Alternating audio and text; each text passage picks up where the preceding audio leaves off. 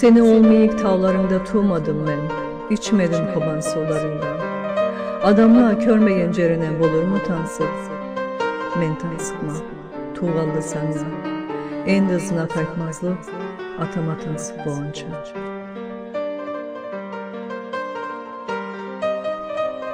Sürülmedim curtumdan men urulmadım, kovulmadım elimden men tutulmadım. Ayrılmadım anamdan, üzülmedim aya, men nekçılayma eşitsem köçkün çıcırlağa.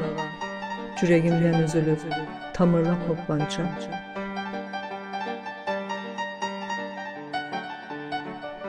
Ürenmedim men elifba bula, Arapça okuruğa.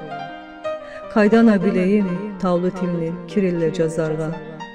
Bildim başka tilde cazılmaydı sana inarla. Mencilayma üç tilde sözümü anlamağan, Şam'da tuğ bözken karnaşını uçkarcan.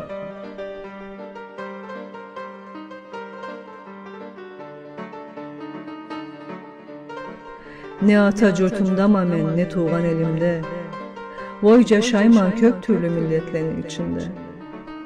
Spanish, Chinese, English, ala söyleşen de hartilde. Okuganma alaya köp cazganma Türk dilde. Birini de ızı kalmaydı ana tilimçe yüreğimde.